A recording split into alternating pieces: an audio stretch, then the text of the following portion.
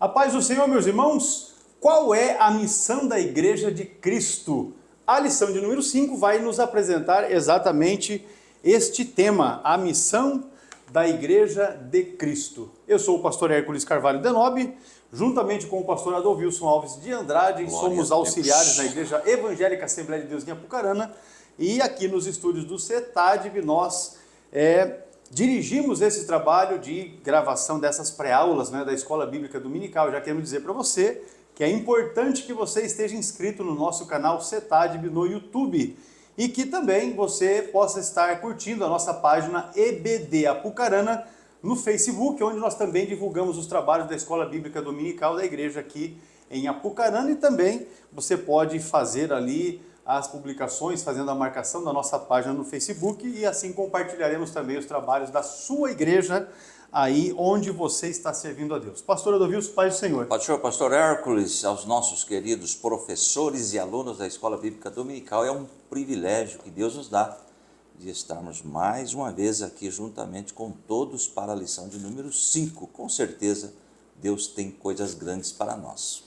Esta aula, ela presencialmente será ministrada no dia 4 de fevereiro. Veja que já vamos adentrando para o segundo mês do ano de 2024. Então, o tema é este, a missão da Igreja de Cristo. O textório da lição está em Atos capítulo 2 e o versículo 42. E diz o texto assim, e perseveravam na doutrina dos apóstolos e na comunhão e no partir do pão e nas orações. Veja que a igreja nascente ali em Atos dos Apóstolos, o povo de fato desfrutava de uma comunhão maravilhosa, que nós precisamos de alguma forma restabelecer, restaurar, não é? Esta comunhão vivida pelos irmãos da igreja ali em Atos capítulo 2, quando a igreja ainda se reunia em Jerusalém, e voltarmos a termos esta prática que é de fato uma bênção. A verdade prática da lição está dizendo o seguinte: como o sal fora do saleiro cumpre a sua função de salgar, assim a igreja, quando adora e discipula, testemunha das insondáveis riquezas de Cristo. Aleluia. Esta é a verdade prática da nossa lição. Agora nós convidamos você para a leitura bíblica em classe. São 2 trechos na palavra de Deus. Vamos começar com Marcos capítulo 16, os versículos 14 a 20, e depois Atos capítulo 2, versículos 42 ao 47. Você pode acompanhar através da sua revista ou ainda através da sua Bíblia, juntamente com o pastor Adolvilson. Muito bem, Marcos 16, 14 diz, finalmente apareceu aos 11, estando eles assentados juntamente, e lançou-lhes em rosto a sua incredulidade, dureza de coração, por não haverem crido nos que o tinham visto já ressuscitado. E disse-lhes, ide por todo o mundo, pregai o evangelho a toda criatura. Quem crer e for batizado será salvo, mas quem não crer será condenado. E estes sinais seguirão os que crerem. Em meu nome expulsarão demônios, falarão novas línguas, pegarão nas serpentes, e se beberem alguma coisa mortífera, não lhes fará dano algum. E imporão as mãos sobre os enfermos e os curarão. Ora, o Senhor, depois de lhes ter falado, foi recebido no céu e assentou-se à direita de Deus. E eles, tendo partido, pregaram por todas as partes, cooperando com eles o Senhor e confirmando a palavra com os sinais que se seguiram. Amém.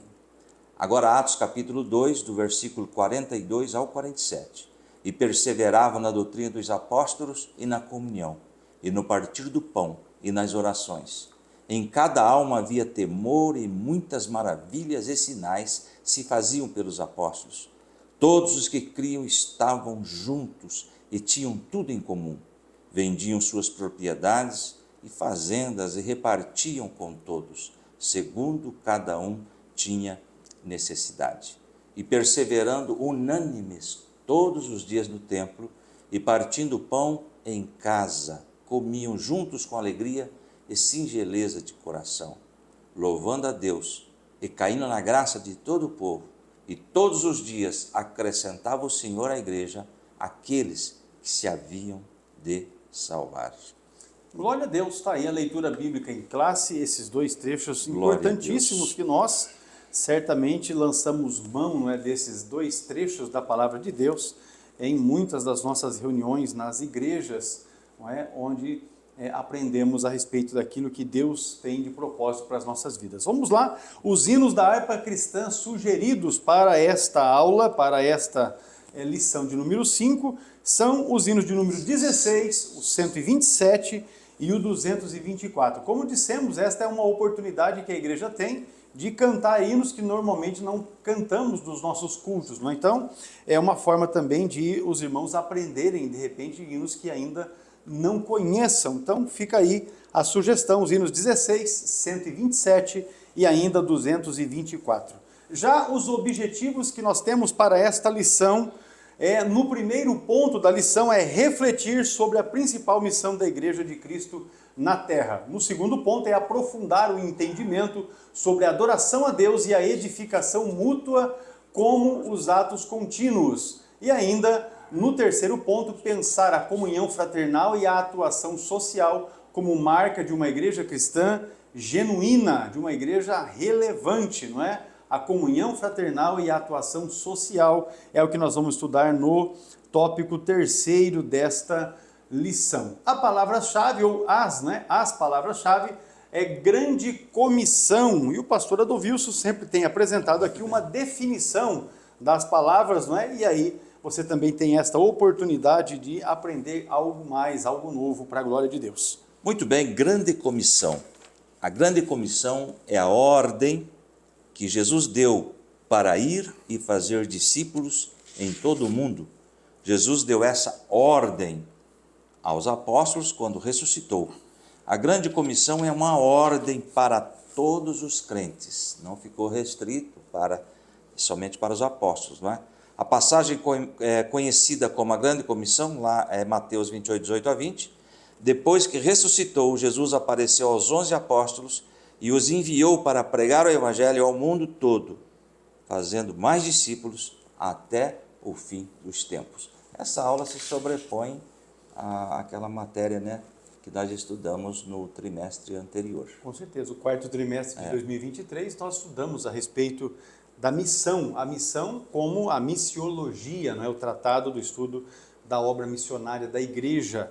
Então, nós vamos aqui ampliar nesta lição, não é, onde o tema é exatamente esse aqui. Qual é a missão da igreja? Ou a missão da igreja de Cristo? Aqui não está se tratando da obra missiológica, mas num aspecto ainda mais abrangente, e é o que nós vamos discorrer aqui a partir da introdução desta lição. Nesta lição, a de número 5, nós vamos estudar a missão da igreja de Cristo. Veremos que a igreja é chamada para proclamar a poderosa mensagem da cruz. E essa proclamação segundo o que nós temos proposto nessa lição número 5, vai além de tão somente pregar o evangelho. Assim ela cumpre a sua vocação de eleita quando participa da grande comissão deixada pelo seu fundador, o nosso Senhor e Salvador, Jesus Cristo. Como consequência desta realidade, veremos que a igreja é uma comunidade adoradora de comunhão e, finalmente, é uma comunidade que exerce um grande papel no presente século. Portanto, a Igreja de Cristo exerce uma grande comissão neste mundo. É exatamente o que nós vamos estudar a partir de agora. O primeiro tópico da lição fala a respeito de pregação e instrução, ensino propriamente dito. Juntamente com o pastor Adovilson, nós já vamos começar a descortinar então esse tópico, falando a respeito da proclamação das boas novas. É o subtópico, o subponto primeiro, não é? Muito a respeito bem. de pregação e instrução. Proclamando as boas novas, as boas notícias, não é?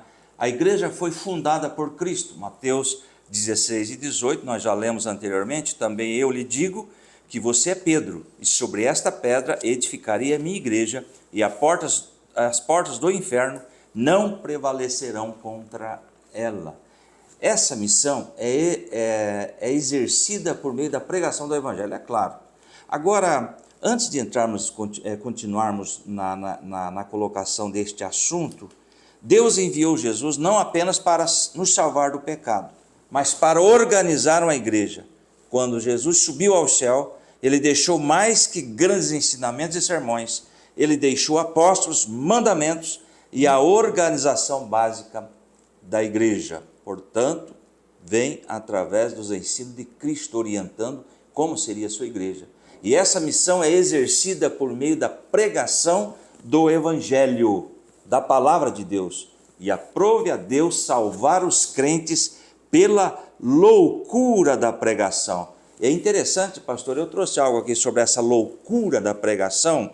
Aqui é útil recorrer ao contexto, ou seja, a época que foi escrito essa passagem que fala sobre a loucura da pregação.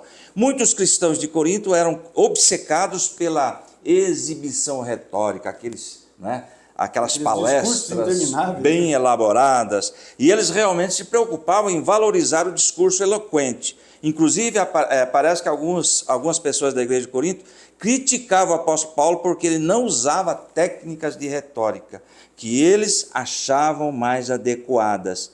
Então está aí, eles ouviam essas proclamações, essas ideias, essas retóricas muito bem apresentadas, e de repente chega Paulo falando que um homem morreu, ressuscitou, e eles têm que aceitar esta pessoa. Então é a loucura da pregação para aqueles que se perdem, não é? E após ressuscitado, o Senhor Jesus comissionou os discípulos a pregarem o Evangelho. Marcos 16, 14 e 20, que nós vimos nas aulas anteriores. Todos os evangelhos acabam ou encerram, com a grande comissão. Referindo-se a essa missão, Marcos usa o verbo kerixó, ou kerissó, traduzido como pregar, proclamar. O sentido é de um arauto que proclama algo. Arauto é aquele que avisa, aquele que anuncia, não é? E esse verbo ocorre 61 vezes no Novo Testamento. É um termo usado para mostrar João Batista, pregando no deserto da Judéia, usou esta palavra lá em Mateus 3:1, e Jesus Cristo, quando começou a pregar também, Mateus 4:17, ele usou esta palavra kerissó, ou seja, no original, pregar, proclamar, anunciar. Muito bem, pregando as boas novas é o subponto primeiro. Nós vamos então para o objeto da pregação. Esse termo, ou um outro termo usado com muita frequência no Novo Testamento, na Bíblia, para se referir à grande comissão da igreja, é evangelizo.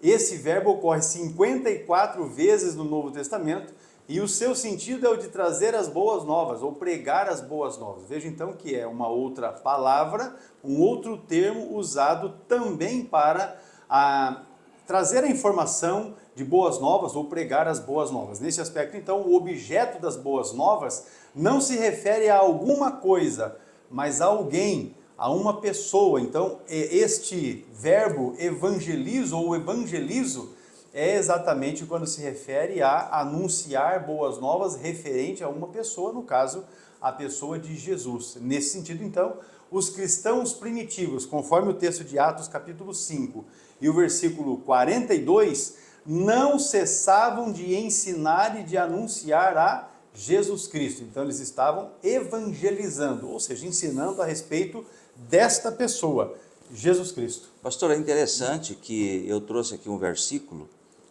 corroborando com isso que o senhor falou, a Jesus Cristo. 1 Coríntios 2:2, pois decidi nada saber entre vocês, a não ser Jesus Cristo, a este crucificado. Pastor, eu estou vendo aí uma inércia da igreja nesses últimos dias. Ou seja, o neopentecostalismo está aí, está trazendo heresias das mais diversas possíveis. E eu estou vendo o nosso segmento meio que calado quanto a isso. Nós devemos proclamar a Jesus Cristo, Senhor pregador, Senhor pastor, anuncie a Jesus, porque nós estamos vendo aí os coaches falam, uma só palavra, em um só momento falam do nome de Jesus, que é o centro da Bíblia. A nossa mensagem deve ser cristocêntrica. E tem pessoas aí que estão ouvindo mensagens, pastor, que é antropocêntrica, Coloca o homem no centro, Fica enfim. mais de hora se falando. E eu estou percebendo, não sei se somente eu, que o nosso segmento está calado quanto a isso. E cada dia heresias estão surgindo.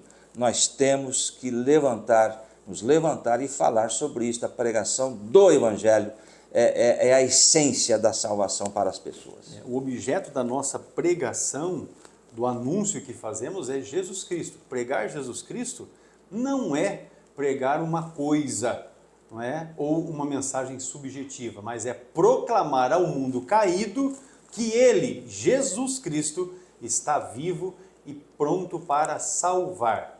Pregar a mensagem da cruz é anunciar o evangelho do reino de Deus que está revelado na pessoa de Jesus Cristo. Veja Atos capítulo 8 e o versículo de número 12, ele complementa, não é, este pensamento, ele complementa essa ideia. Deixa eu pegar aqui o texto, Atos 8 e 12 diz assim, ó, mas como crescem em Filipe, que lhes pregava acerca do reino de Deus e do nome de Jesus Cristo, se batizavam tanto homens como mulheres. Ou seja, Filipe anunciava Jesus Cristo, as pessoas criam na pregação de Filipe a respeito de Jesus Cristo, e esses então que criam eram já batizados. Veja que coisa maravilhosa o trabalho realizado por Filipe ali nas circunvizinhanças de Samaria, uma eficácia, não é, muito grande, o evangelho sendo anunciado, as vidas sendo transformadas e já sendo batizadas. Quem dera pudéssemos agir desta forma hoje, exatamente porque muitas vezes as pessoas se agregam à igreja e sequer experimentaram uma mudança de vida. E tem alguns que são batizados ainda com a vida toda torta. Eu me recordo, e não vou mencionar aqui onde isso aconteceu, mas onde eu estava, o indivíduo foi batizado e ele fumava. Ele fumava. E o pastor sabia que ele fumava. E ainda assim não se opôs. Existe uma situação que envolve isso, que é totalmente anticristã, mas o fato é que esse indivíduo foi batizado ainda fumando. Então veja complicado. Que existem questões que se passam por cima que não deveria ser assim. Porque eu sei que o tal depois abandonou a igreja e está fora da igreja, não quer saber de igreja, né? Não quer saber de igreja, muito menos de Jesus, até porque não foi liberto. Pastor, me desculpe mais uma inserção. Mensagem cristocêntrica, eu marquei aqui. A proclamação apostólica era inconfundivelmente cristocêntrica. Paulo considerada anátema, isto é, maldito aquele que prega outro evangelho que vá além do puro e autêntico evangelho de Cristo. Sendo assim, a igreja deve zelar pela qualidade do evangelho anunciado, pois hoje é grande a tentação de falsificar a mensagem para que ela se torne mais atraente. O que ocorre muitas vezes não é evangelização, mas uma jogada de marketing, não é? Religioso, visando, sabe o quê? Vantagens financeiras. E nós temos que erguer esta bandeira. Cristo deve ser o centro da mensagem pregada em nossas igrejas. Veja, completando, eu li Atos 8 e 12, mas se você continua lendo a sequência, o verso 13 diz assim, então o próprio Simão creu e foi batizado e começou a seguir Filipe a todos os lugares. Estava maravilhado com os sinais e milagres que eram realizados. Então veja que o anúncio do evangelho obviamente que quando falamos aqui de evangelho, não temos outra ideia de evangelho que não o evangelho que apresenta Jesus Cristo. Aquilo que nós chamamos de cristocêntrico, porque tem a mensagem de Jesus Cristo como foco principal. O anúncio do evangelho transforma vidas. Na história da igreja, e aí não estou falando da história do tempo bíblico, mas a história recente da igreja, nós temos nações inteiras que foram mudadas, transformadas pela pregação do evangelho. Então alguém pergunta, qual é a solução para o Brasil? A solução para o Brasil é homens e mulheres cheios do Espírito Santo, anunciando Jesus Cristo como a solução para o problema do homem. Qual é o problema do homem? O problema do homem não é falta de dinheiro, o problema do homem não é saúde, o problema não é nada disso. O problema do homem é o pecado. O pecado pode lançar o homem no inferno. O problema da saúde, a falta de dinheiro, isso não. Mas o pecado, esse lança no inferno. Então, o problema da humanidade é exatamente a necessidade que tem de perdão de pecados. E aí, infelizmente, as pessoas não entendem assim. E não vão a Jesus querendo o perdão dos pecados, o livramento da condenação que Jesus dá pela lavagem do seu sangue. Mas as pessoas acabam indo para a igreja atrás de resolução de problemas financeiros, atrás de desordem ou desordem emocional, enfim, outros problemas que não sejam diretamente o pecado, porque não querem mexer na raiz do problema. Esse é um ponto que devemos discutir com muita relevância nas mensagens e estudos que estamos emitindo a partir dos púlpitos das nossas igrejas. Finalizando o ponto, pastor, a respeito de pregação e instrução, nós temos aí o subtópico terceiro, que é discipulando os convertidos. Então nós vemos a proclamação das boas novas, nós vemos o objeto da nossa pregação e agora discipulando os convertidos, ou seja, aqueles que de fato vêm para a igreja porque ouviram a pregação do evangelho e entenderam que são pecadores e que precisam mudar de vida. Muito bem, o tópico 1 e o subponto 3, está discipulando os convertidos. Veja bem, pregar e proclamar é levar a palavra de Deus aos que estão do lado de fora da igreja. Me lembrei aqui da verdade prática. Como só o sal fora do saleiro cumpre a sua função de salgar, assim a igreja, quando adora, discipula, testemunha das insondáveis riquezas de Cristo. Agora veja bem, o sal dentro do saleiro, se você não tirar ele para fora, ele não vai fazer não eficácia, não vai ter salgar. eficácia, né? Mesma situação é com a igreja. A igreja deve sair das quatro paredes. Eu digo constantemente para os alunos, independentemente de placa de igreja, né? Se a igreja não realiza evangelismo e missões, não está cumprindo com o seu papel sobre a face da terra. Então tem que sair das quatro paredes. E veja bem a continuação. Lado de fora da igreja, enquanto que discipular é instruir os que estão do lado de dentro. Agora, o que é discipular uma pessoa? A palavra discípulo vem do latim discípulos, que significa aluno, aprendiz. Aquele que aceita a fé, né, deve passar pelo discipulado para batizar, para ser batizado, lógico, em águas, mas não para por aí, pastor. Ele deve ser ensinado, orientado, ele deve crescer na graça e no conhecimento. Ele tem que aprender com Jesus, e quanto mais perto de Jesus, mais ele vai entender a vontade de Jesus. E como nós vamos entender a vontade de Jesus? Através da sua palavra. Ele tem que crescer na fé, ele tem que imitar o exemplo que Jesus nos deixou. Agora, batizou, faz parte ali mesmo da igreja, não continua sendo ensinado, orientado ou discipulado, é fadado ao fracasso. O que nós vemos para aí? A pessoa é inserida no contexto de igreja e pronto, e acabou. Não tem culto de ensino. Acaba não prosperando na vida espiritual. Não tem culto de ensino, não tem escola bíblica dominical, não fazem aí um curso teológico e não crescem. A primeira tempestade que vem, a casa vai ruir. Vai ruir, vai para baixo. Né? Então o verbo discipular, do grego mateteu, ocorre somente 4 vezes no Novo Testamento, enquanto que o substantivo matetes ocorre 261 vezes. O sentido é de alguém instruído ou treinado em alguma coisa. É o termo usado em Mateus 28, 19, para designar a grande comissão. Ide e ensinai. Ensinar o quê? A palavra de Deus, não é? Os ensinamentos apostólicos, a base que Jesus deixa para os apóstolos passam para a igreja. Ide e ensinai todas as nações. Igrejas não estão entendendo isto, essa questão da necessidade de ensinar.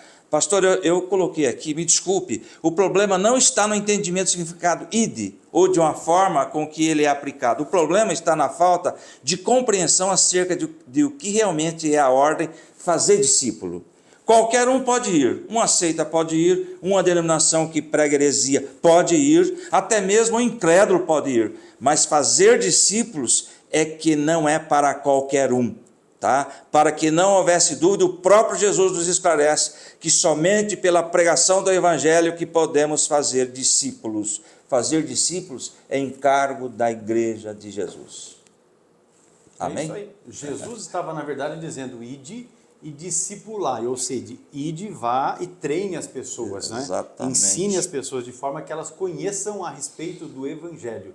A igreja não é formada apenas por crentes, a igreja é formada por discípulos, porque há pessoas que estão ali que reconhecidamente não são discípulos. Alguém pode estar na igreja local sem, contudo, ser um discípulo. Este é alguém que é capaz de reproduzir e passar para outrem o que aprendeu e vive por meio de Cristo Jesus. Esse é o verdadeiro discípulo. Ele aprendeu de Jesus, sabe como deve viver, como deve conduzir a sua vida e agora ele vai transmitir isso de si para as outras pessoas. Ele será de fato um discípulo, vai compartilhar aquilo que ele aprendeu de forma que outros também aprenderão com ele e vão reproduzir a sua vida. Pastor, olha que interessante, um discípulo era um aluno dedicado. Agora veja bem, ele seguia o seu rabi, professor, por onde quer que ia, via o que fazia, ouvia o que ensinava e procurava se tornar cada vez mais parecido como ele. É o que nós temos aí com relação a Jesus. Nós devemos aprender com ele. Olha aqui a palavra dele e devemos ficar cada vez mais parecido com Jesus. Aliás, tem um texto que diz lá, andar como ele andou. É o texto bíblico. Se nós estamos aprendendo o Evangelho e o Evangelho não está nos fazendo mais parecidos com Jesus, algo está errado, não é? Algo está errado. Se estamos estudando a Bíblia e não está havendo transformação na nossa vida de forma a vivermos assim como Jesus viveu, então tem algo errado com aquilo que estamos aprendendo, com a forma como estamos aprendendo, Aleluia. porque a pregação do Evangelho deve produzir essa mudança, essa transformação, primeiro em nós, depois nas outras pessoas. Encerrando então esse tópico primeiro, a igreja fundada por Cristo tem o propósito de abençoar o mundo por meio da pregação do Evangelho e do discipulado, tanto em palavras como em ações. Com isso, encerramos esse tópico primeiro, já vamos voltar e vamos falar sobre adoração e edificação. Até mais. Olá, paz do Senhor, eu sou o pastor Hércules Carvalho Denob, diretor do CETADB, o Centro Educacional Teológico das Assembleias de Deus no Brasil, e eu vim aqui trazer para ti uma informação. Os irmãos entram em contato conosco e perguntam, pastor, como eu faço para iniciar a minha formação teológica através do CETADB? Isso é muito fácil, eu quero dizer que você precisa rapidamente iniciar o seu curso teológico através do CETADB, porque com isso você vai enriquecer o seu conhecimento. Você vai potencializar o seu aprendizado bíblico e teológico através dos 17 módulos que compõem a grade curricular do nosso curso. Isso quer dizer que, ao concluir os 17 livros que você estará estudando através do CETADB, você receberá um certificado reconhecido pela CGADB, a Convenção Geral das Assembleias de Deus no Brasil, com 1.020 horas aula de carga horária. Olha que bênção aquilo que você vai adquirir através do estudo sistemático dos módulos que nós oferecemos e também da assistência às videoaulas que são disponibilizadas para a sua formação teológica e educacional. Vem conosco aprender a palavra de Deus.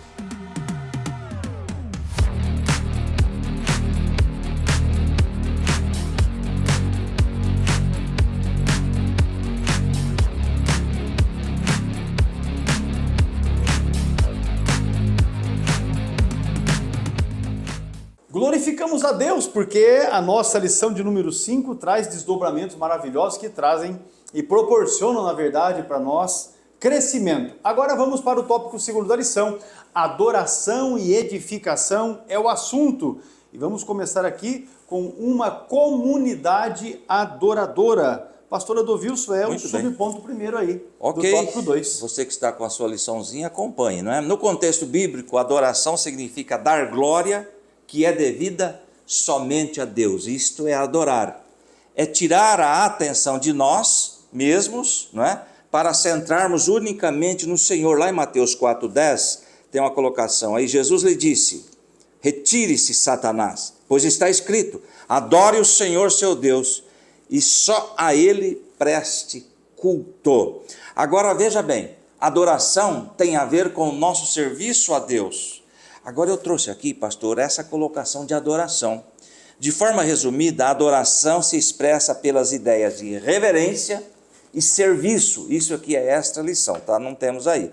Adoração envolve profundo amor e respeito. Adorar significa expressar honra a Deus por meio da devoção e reverência genuína. É a expressão mais sincera e profunda do relacionamento cristão. Adoração não é apenas mostrar o nosso amor e a nossa devoção a Deus, mas também quando praticamos a sua palavra. Veja bem que alguém confunde adorar, cantar hinos, mas o nosso, vamos ler ali, não é algo que se faz apenas no momento do culto público e privativamente. Tem a ver com a nossa maneira de ser, agir e viver.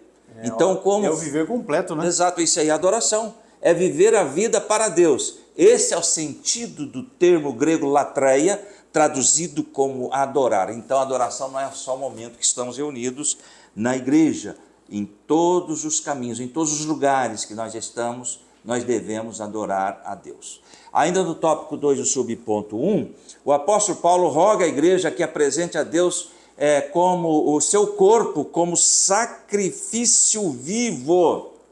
Olha aí, santo e agradável a Deus, que é o vosso culto racional, lá em Romanos 12 e 1. Aí o que é culto racional? Você sabe o que está fazendo durante o culto? Uma pergunta. Já parou para refletir no significado das palavras e de tudo que faz durante o culto? Se não soubermos o que simboliza cada ato do culto, não estamos oferecendo a Deus um culto racional. O que é então o nosso culto racional? Uma vez que entendemos o que Deus tem feito por nós, faz sentido nos dedicar a Ele em obediência e serviço. Sabe o que é culto racional? É ter entendimento sobre por que estou aqui, por que estou na igreja, quem me trouxe aqui, o que eu vim fazer aqui. Ou seja, o objetivo da nossa reunião deve ser centrado em Deus, adorar a Deus em gratidão a Ele. O fato é que as pessoas estão sendo orientadas hoje a ir na igreja pedir. Eu vou na igreja pedir uma bênção, eu vou na igreja pedir a cura. Isso vem, claro, Deus realiza com certeza, pastor. Porém, a prioridade, a primazia é ir na igreja, adorar a Deus, prestar um culto santo e agradável a Ele, que é o vosso culto racional. É viver totalmente para o Senhor. O culto racional, ele é algo bastante diferente daquilo que a gente percebe em alguns lugares. Tem né? irracional, né? Você veja que quando o termo bíblico está dizendo a respeito de culto racional, está ligando esse culto racional com o nosso corpo sendo apresentado a Deus com sacrifício vivo, santo e agradável a Deus. Então, quando o indivíduo fala assim, não, eu perdi a noção de mim, eu perdi a razão, fiquei fora do controle, está errado. O culto que é apresentado a Deus, nunca você vai fazer alguma coisa fora do controle, porque você sempre vai estar no controle. Obviamente que o Espírito Santo vai te encher e vai se mover através da sua vida, mas ele nunca vai tornar a sua razão infrutífera.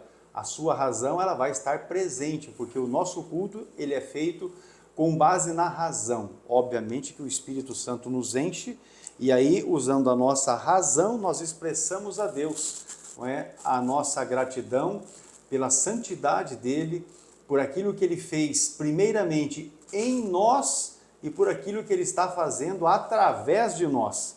Porque primeiro ele muda a nossa vida, transforma a nossa vida e depois ele nos usa como um instrumento para a sua glória. Pastor, o senhor falou aí sobre esse controle, lá em 1 Coríntios 14, 32, os espíritos dos profetas estão sujeitos aos próprios profetas, porque Deus não é Deus de confusão, e sim de paz. Ou seja, eu tenho o meu autocontrole, né? É isso aí, não perde o domínio em momento algum. Você vai estar no controle da situação. Uma comunidade edificadora é ainda um segundo aspecto sobre adoração e edificação. A igreja, a reunião dos homens e mulheres santos de Deus, é uma comunidade proclamadora, adoradora e edificadora. Proclamadora porque anuncia as verdades do Evangelho de Jesus Cristo. Adoradora porque expressa a sua devoção a um Deus que pode tudo e que nenhum dos seus planos pode ser frustrado. E edificadora porque pega uma vida completamente desvalorizada pelo pecado que ali está enraizado, transforma essa vida e edifica fazendo uma nova criatura. Nesse sentido, então, é que a palavra oikodomé, traduzida como edificar, é usada no seu sentido literal, como que construir um edifício, e também metaforicamente no sentido de crescimento espiritual. E aí nós temos dois textos da Bíblia que lançam mão desse termo, não é?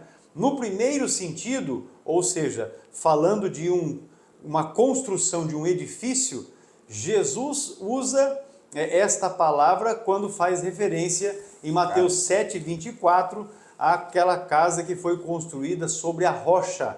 Então o termo ali é oikodomé, falando sobre edificar uma casa sobre a rocha.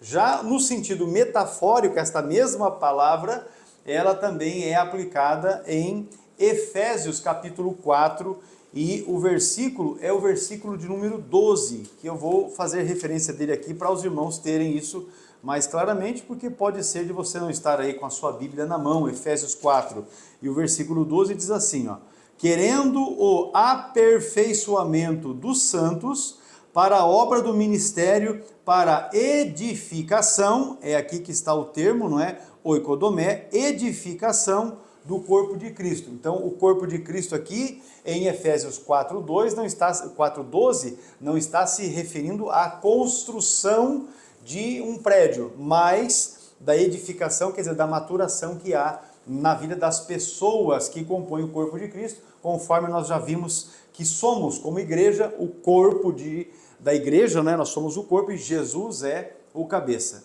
Nesta última referência, falando a respeito de Efésios 4:12, o apóstolo Paulo diz que Deus pôs na igreja os apóstolos, os profetas, os evangelistas, os pastores e os mestres. Colocou este grupo de pessoas na igreja com uma função específica. Qual é? Edificação do corpo de Cristo.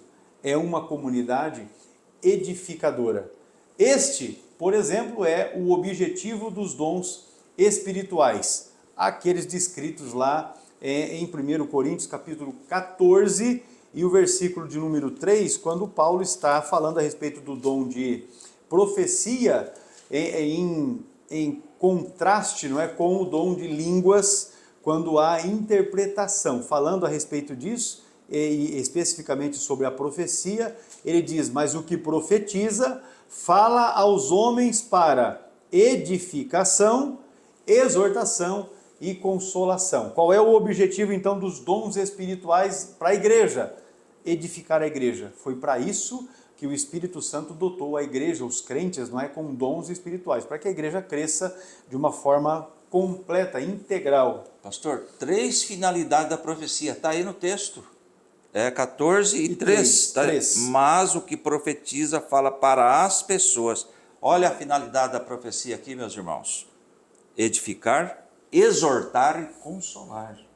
Não é para se projetar, para se autopromover, né? É isso aí. Porque a turma usa a profecia para se autopromover. Eu mesmo ouvi um indivíduo pregando por esses dias e o camarada chamou para si a autoridade de profeta, porque ele faz, ele acontece, e ele diz, e as pessoas que não creem naquilo que ele diz estão erradas.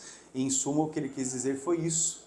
Mas nós sabemos que se o profeta falar alguma coisa que não esteja de acordo com a Bíblia, a palavra dele deve ser rejeitada. E é assim que nós fazemos. Assim, quem fala em línguas em público, sem que haja interpretação, ele sozinho está sendo edificado, porque ele está falando em línguas, as pessoas que estão ouvindo não entendem o que eles estão dizendo. Contudo, não edifica a igreja quem não entendeu o que foi dito. Para que a igreja seja edificada, então, se alguém está falando em línguas, no ambiente do culto, não é? Levantou a sua voz, está falando em línguas. Se não houver interpretação, deve diminuir o tom da sua voz, é o que Paulo orienta aqui na primeira epístola, no capítulo 14, e ficar quietinho, porque senão a igreja não receberá edificação, apenas o tal. Desta forma, o apóstolo Paulo exorta os crentes a buscarem o quê? Edificar uns aos outros. É para isso que existem os dons.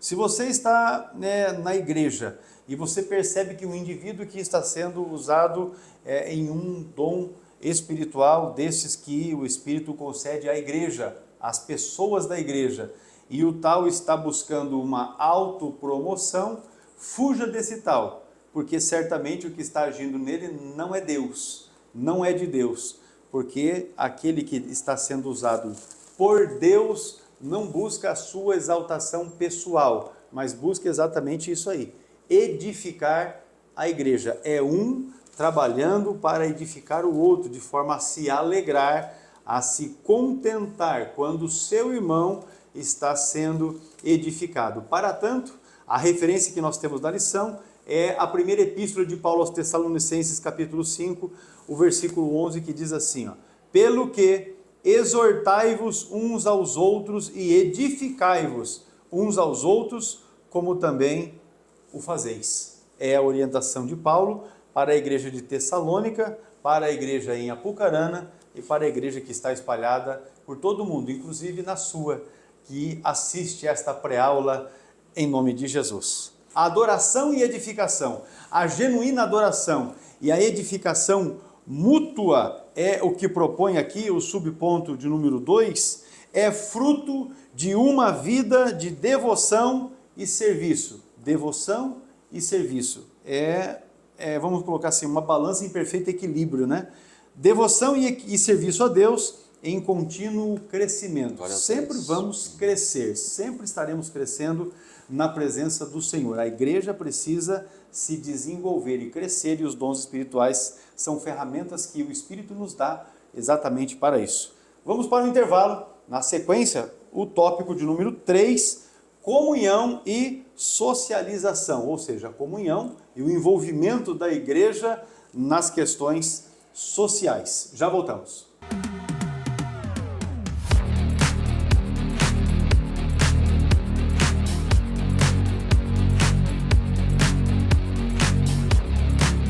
Apresentamos o nosso curso de Teologia de Nível Básico, uma jornada de conhecimento ministerial, composta por 17 matérias cuidadosamente selecionadas. Nosso curso foi projetado para proporcionar aos alunos uma base sólida e profunda em fundamentos doutrinários bíblicos e pentecostais. O objetivo do nosso curso básico é estruturar o conhecimento de nossos alunos de forma organizada e compreensível. Através das páginas da Bíblia, desvendamos as verdades eternas que moldam a nossa fé. Cada matéria e cada lição estudada é uma pedra preciosa que construirá uma estrutura de fé e conhecimento inabalável. Através do estudo e das orientações de nossos professores nas videoaulas, você ganhará uma compreensão mais profunda da palavra e do seu ministério. Ao concluir este curso, você estará preparado não apenas com conhecimento teológico sólido, mas também com a confiança e a sabedoria necessária para desempenhar um papel significativo em seu ministério. Junte-se a nós e comece a construir sua base de fé e conhecimento, fortalecendo-se para servir e liderar com propósito. Curso básico em teologia onde a fé se encontra com o entendimento, e o ministério é moldado por verdades sólidas e pentecostais.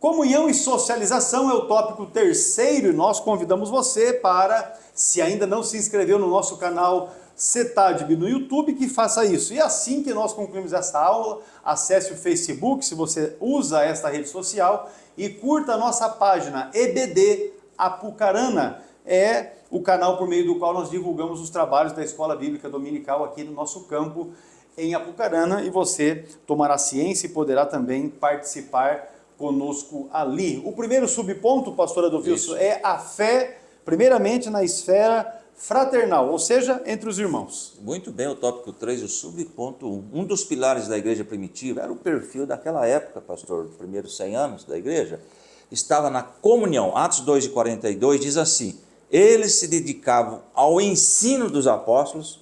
Volto a frisar a questão do ensino dos apóstolos, ensinos, né? O ensino de maneira geral, aqui baseado, claro, no ensinamento dos apóstolos, e a comunhão ao partir do pão e as orações. Veja bem que estava aí, uma koinonia, a palavra grega koinonia, traduzida aqui como comunhão, ocorre 19 vezes no Novo Testamento, e o seu sentido é literalmente de parceria, participação e comunhão espiritual. Eu trouxe aqui, koinonia, significa comunhão. O termo é utilizado no cristianismo com o significado de participação, companheirismo, comunicação, ter em comum, compartilhar e coisas semelhantes. Então nós vemos esse perfil, essa característica da igreja primitiva, essa comunhão entre os irmãos, não é? Se somos cristãos e andamos na luz do Evangelho, devemos viver em comunhão. 1 João 1,7 diz assim: se porém andamos na luz, como ele na luz está, temos comunhão uns com os outros, e o sangue de Jesus Cristo nos purifica de todo o pecado. Jesus nos salvou, nós formamos o corpo de Cristo, estamos juntos, unidos, não é? Onde não há comunhão entre os crentes, também não há igreja solidamente edificada. Não há, portanto, igreja onde os seus membros vivam isolados e não mantêm comunhão uns com os outros. Aqui nós podemos falar daquele um que... Os desigrejados. Exato, e nem precisa tomar ceia. O cristão ou o crente, vamos falar assim, das nossas igrejas, que não se incomoda, não dá valor pelo menos para a ceia do Senhor, ele está fora do corpo de Cristo. Está decaindo na fé, com Exatamente, certeza. e não está em comunhão. Quanto mais perto de Jesus, mais longe do pecado. Isso aí. E Igreja quanto é mais viver em longe, comunhão. Igreja é isso. estar junto. Igreja é compartilhar, conforme está bem claro aí na tradução do termo koinonia. É viver em comum, não é? E não tem como você dizer que é da igreja se você não participa dela. Então, essa ideia de desigrejados, isso é uma coisa que surgiu no inferno, não é? Na tentativa de afastar as pessoas que andam trôpegas. E aqui eu vou ser bem claro, os desigrejados que andam por aí são pessoas que não submetem-se à direção da igreja, não submetem-se a terem uma autoridade sobre suas vidas. E um outro detalhe, fique bem atento, aqueles que são desigrejados, eles não se submetem à autoridade acima deles, mas eles querem se colocar como autoridades. Pode observar isso daí, o indivíduo que se diz desigrejado, ele de uma forma ou de outra ele quer se colocar numa posição de liderança para que os outros fiquem em torno de si, não é? Observe essa questão que você já vai pegar essa vibe. Tem muitos desigrejados que na verdade são uns miseráveis, são uns desviados e querem levar outros que estão aí ociosos também para esse caminho da descrença, da não fé. É uma maneira que Satanás usou, tem usado, né? Ele usa desse subterfúgio para afastar as pessoas da igreja, tentando de alguma forma descredibilizar, dizer assim, mas o pastor, e fala do pastor, e fala do pastor, e fala, olha, meu irmão, se eu for depender de orar para a vida de um pastor para ir para o céu, eu estou frito, em pouca banha. Eu estou olhando, na verdade, eu, Hércules Denob, né, que sou um pastor, eu estou olhando para a palavra de Deus, para aquilo que ela ensina, para corrigir os meus erros, as minhas falhas, porque eu sei que se eu melhorar, eu vou para o céu. Isso eu tenho certeza. Se eu melhorar, eu vou para o céu. Aí se os outros não fazem, se os outros não oram, se os outros não jejuam, se os outros não buscam a Deus, se os outros não têm comunhão com Deus, se os outros não querem estar na igreja, os outros são os outros, eles que estão fazendo a opção deles. Eu quero dizer que o caminho que leva para o céu, ele é apertado. A porta é estreita. É assim que é. Agora, se você quer andar por caminho largo, ande pelo caminho largo, que você, se for desigrejado, sabe exatamente onde é que o caminho largo e a porta larga vai conduzir. Nós, que somos crentes e que buscamos a Deus, andamos por um caminho bem estreito e sabemos que a porta é bem apertada e que nós passaremos por ela em Cristo Jesus. Avançando então, meus irmãos, agora já falando de um outro aspecto de comunhão e socialização, e esse fala de unidade e fraternidade. Muito bem, o tópico 3 do subponto 2, a igreja do Novo Testamento se expressa por meio da unidade e fraternidade entre os membros. Veja bem lá em 1 João 1,3, diz assim, nós lhes proclamamos o que vimos e ouvimos, para que vocês também tenham comunhão conosco. Não é? Nossa comunhão é com o Pai, com o Filho Jesus Cristo, com o seu Filho Jesus Cristo. Agora, continuando, Jesus orou pela união fraterna de seus discípulos, lá em João 17 e 21. Pastor, mas eu preciso ler do 20. É oração sacerdotal, né? Olha que coisa interessante. Tem coisa linda. Se você não leu, fica aqui o conselho, leia o capítulo 17 de João, uma oração maravilhosa que Jesus fez para os discípulos. E esta oração de João 17, ela nos alcança. Exatamente. Leia lá, a partir do versículo 20. 17 e 20. Minha oração não é apenas por eles. Rogo também por aqueles que crerão em mim por meio da mensagem deles. E o verso 21. Para que todos sejam um. Comunhão. Como tu estás em mim e eu em ti. Que eles também estejam em nós. Para que o mundo creia que tu me enviaste. Está aí, então, esta colocação, essa união fraterna que é registrado na palavra de Deus pelo próprio Jesus. Eu aprendi, pastor Odavilson, quando eu fui na escola bíblica dominical, isso lá no começo da minha fé, não é, mais de 30 anos atrás já, diferenciar a união da unidade. Não é? Como diferenciar união de unidade? É bem fácil, você pega um saco de batatas e ali você tem uma união de batatas dentro de um saco. As batatas estão unidas. Agora, quando que você consegue a unidade? Quando você não consegue mais identificar uma batata da outra. Como é que você faz isso? Faz um purê. Pega essas batatas tudo, cozinha e faz um purê. Você consegue identificar qual é a batata tal, qual é a... Não, você não consegue identificar mais. Aí agora você criou uma unidade. Então agora já não é mais um saco com várias batatas. Agora aquelas batatas se misturaram e viraram uma coisa só. O purê é a unidade. Foi isso que eu aprendi na escola bíblica dominical há 31 anos atrás, mais ou menos, e é uma realidade que eu trago até hoje. E é uma coisa que nós devemos aplicar também nas nossas vidas e na nossa igreja, porque a oração sacerdotal, o pastor Odavilson acabou de ler, o versículo 20 e 21, é justamente o desejo de Deus, em Cristo é esse, que nós sejamos esta unidade. Que não apareça o pastor Hércules, que não apareça o pastor Odavilson, que não apareça, não, que apareça a igreja. É a igreja que deve aparecer. Pastor. Muito bem, um dos grandes males, continuando aí na leitura da revista da Escola Bíblica Dominical, da igreja odierna, a igreja de hoje, está justamente na quebra da comunhão cristã, o que tem provocado grande fragmentação do corpo de Cristo. Devemos, portanto, nos esforçar para manter a comunhão cristã em nossas igrejas locais. Pastor, antes de ler Hebreus 13:16, o senhor falou de desigrejado. Olha o que eu trouxe aqui aos Hebreus, você pode marcar e ler na sua sala, aos Hebreus 10, 23, 24 e 25. Aos Hebreus 10, 23, apeguemo-nos com firmeza à esperança que professamos, pois aquele que prometeu é fiel. Hebreus 10, 24, e consideremo-nos uns aos outros para incentivar-nos ao amor e às boas obras. E olha o versículo 25, se alguém falar, não, eu não preciso ir à igreja. Versículo 25 de Hebreus 10, não deixemos de reunir-nos como igreja, segundo o costume de alguns, mas encorajemo-nos uns aos outros, ainda mais quando vocês veem que se aproxima aquele dia. Então temos aí, pode marcar esse versículo aí, tá?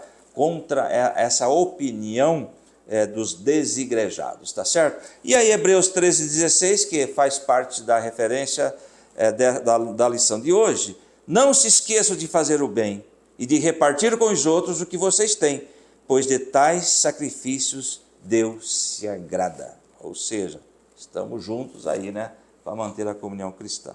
Maravilha, olha só que coisa linda. A fé agora na esfera social, ou seja, aquela fé que sai do âmbito do pessoal e alcança outras pessoas.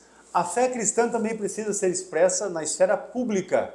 Ela tem o seu lado social. Se por um lado o substantivo grego koinonia significa comunhão, nós já vimos isso no ponto anterior. Por outro lado, o verbo grego koidoneu, ele possui um sentido de ajuda contributiva e também partilha. Então, koinonia é comunhão. Já o verbo koinoneu, ele fala disso, de uma ajuda, aquela contribuição que você dá para uma pessoa que está passando necessidade. Fala de partilha, ou seja, mesmo que você tenha pouco, você divide do pouco que você tem, porque reconhece que tem alguém que está numa condição ainda pior do que a sua, se você entende que você está numa situação bem difícil. Mas a gente aprende uma verdade também, que assim, ninguém tem tão pouco que não possa dividir com alguém, não é? Isso é a partilha. É usado por Paulo o termo koinoneu, nesse sentido de ajuda, de partilha. Paulo usou esse texto em Romanos, capítulo 12, versículo 13, dizendo assim o texto: comunicai com os santos nas suas necessidades, segui a hospitalidade. Ou seja, você está tendo uma dificuldade, está passando por um problema, tem um enfrentamento, é uma coisa de momento, comunique com os santos, ou seja, faça de forma que a igreja saiba que você está nessa condição. Às vezes a igreja não tem a condição de poder socorrer, mas vai ter alguém que vai poder lhe ajudar. Por isso a orientação de Paulo: comunique com os santos, ou seja, com os crentes que de fato são transformados, que você está passando um momento difícil, um momento de prova, porque certamente alguém terá meios para te socorrer. Quando o texto fala a respeito de hospitalidade, fala a respeito de você, de fato, receber pessoas na sua casa para prestar essa ajuda, para prestar ou participar nessa partilha, essa ajuda, esse socorro. O sentido desse texto é de socorrer os mais pobres, aqueles que estão passando dificuldades conforme as necessidades que estão tendo.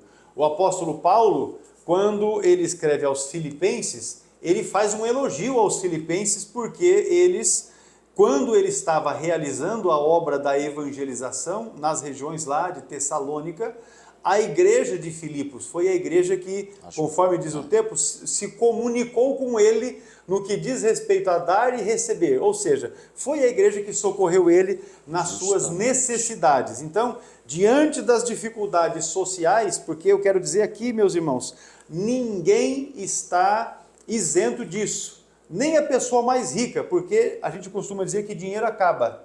Dinheiro acaba, fama acaba, a glória deste mundo acaba. Isso tudo é passageiro. Pode acontecer de hoje você estar muito bem e por uma circunstância da vida amanhã não estar tão bem assim e precisar ser socorrido por irmãos, socorrido pela igreja, quem sabe numa cesta básica, enfim, numa assistência social, como a gente costuma dizer atualmente, mas essa é a verdade. E Paulo reconheceu e escreveu a epístola para os Filipenses reconhecendo este fato.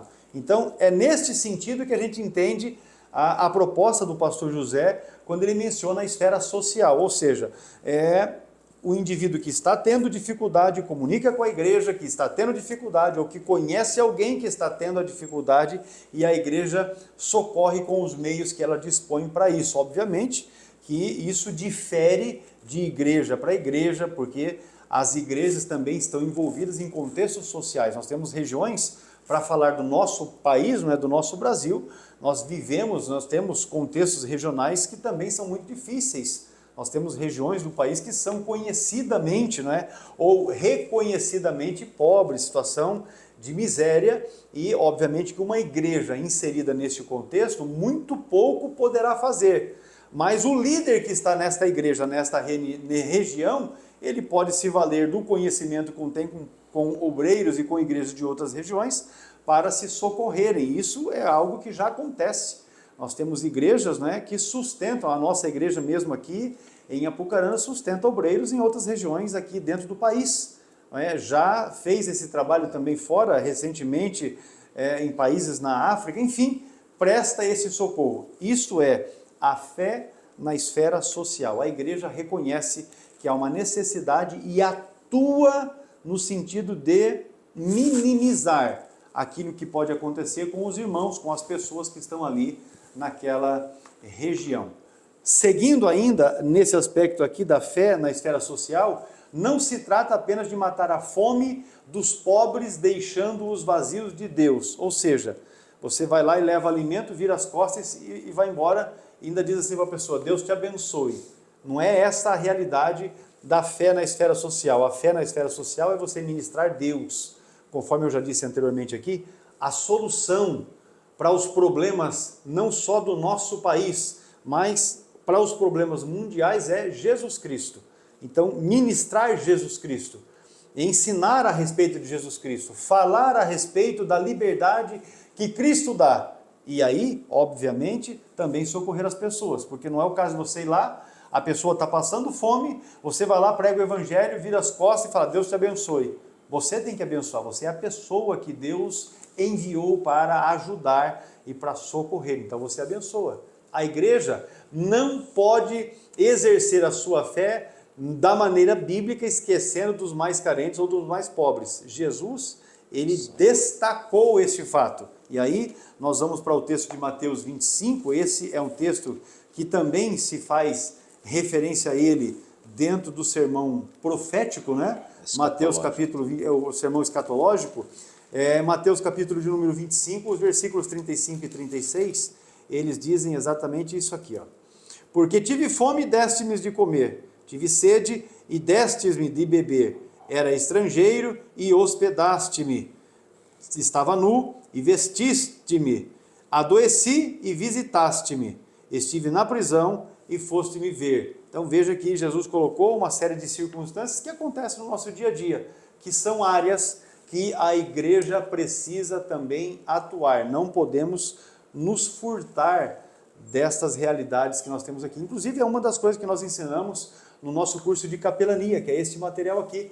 Ensinamos a respeito desta atuação da igreja nessas áreas que são muito pouco assistidas pelas igrejas. Que modelo de igreja é a pergunta que fica? Que modelo de igreja somos quando poucos têm muito e muitos têm pouco? O apóstolo Paulo, ele exorta a igreja para atentar para este fato. E esse texto aí eu trouxe aqui, pastor, na linguagem de hoje, para ficar bem claro. Tiago 2, 15 e 16. Dúvida, né? Em um caso, ele deu a cesta, não falou de Jesus. E agora aqui, falar de Jesus e não suprir a necessidade. Quer ver? Tiago 2,14. Meus irmãos, que adianta alguém dizer que tem fé, se ela não vier acompanhada de ações? Será que essa fé pode salvá-lo? E o verso 15. Por exemplo, pode haver irmãos ou irmãs que precisam de roupa e que não têm nada para comer. E o versículo 16 é objetivo. Se vocês não lhes dão o que eles precisam para viver, não adianta nada dizer que Deus abençoe. Vistam agasalhos e comam bem, sendo que não tem. Então está aí essa contraposição aí, não é mesmo? É uma obra de socorro, né, que a igreja deve também prestar. Já a pessoa chega lá, não vai acontecer. Eu peço oração porque na minha casa não tem nada para se alimentar, enfim. A igreja ora e ninguém vai faz com nada. Deus e cada um para sua casa. E ninguém faz nada, né? Então, de fato, é algo interessante que nós temos aqui nesta lição e que a igreja precisa colocar em prática. Concluindo o tópico terceiro da nossa lição de número 5, o amor manifesto em ações é evidenciado na comunhão entre os irmãos, a contribuição social da igreja como expressão de fé na esfera pública. Então, esses são os aspectos que nós destacamos aqui neste terceiro ponto da lição, quando falamos de comunhão e socialização. O fato da igreja ter que andar unida, mas também realizar este trabalho social que se evidencia por obras que se fazem em socorro aos necessitados. Vamos concluir então a nossa lição de hoje e aqui nós temos exatamente este ponto. Vimos que a Igreja de Cristo tem uma grande missão aqui na Terra. Ela foi chamada para ser sal e luz. Sal e luz. E como sal, ela salgará o mundo com a mensagem da cruz em uma sociedade que está corrompida pelo engano do pecado. Como luz, ela resplandecerá nas densas trevas que cobrem o mundo sem Deus. Ao mostrar Jesus Cristo ao mundo perdido, produzir discípulos e transformá-los em adoradores, a igreja cumpre com a missão para a qual foi chamada. Glória a Deus, olha só que maravilha. Esperamos que em Deus você tenha recebido edificação com esta lição de número 5. Reforçando, se ainda você não se inscreveu no nosso canal CETADB no YouTube, faça isso. Acesse, se inscreva, ative as notificações, porque nós estaremos retomando, estamos já retomando as nossas aulas semanais e você também terá acesso a essas aulas através do canal no YouTube. E desejamos desde já que a bênção de Deus venha sobre a sua vida, sobre a sua casa, sobre a sua família. Que o nome de Jesus Cristo seja glorificado através de tudo aquilo que você realizar no Senhor. porque nós temos aprendido, por meio desta lição, da necessidade da igreja unida, não é, de caminhar junta, socorrendo aqueles que também padecem, além de proclamarmos o Evangelho salvador de Jesus Cristo, atuar em meio a uma sociedade tão necessitada como é a nossa aqui no país, isso para não mencionar o aspecto missionário, né, da igreja em alcançar também outros povos que também vivem uma situação bastante difícil. Muito bem, vamos continuar em comunhão, não é? Orando uns pelos outros. Ore por nós, nós oramos por vocês. E a vitória com certeza é nossa, pelo nome de Jesus. Deus abençoe a todos. Amém, e a paz do Senhor.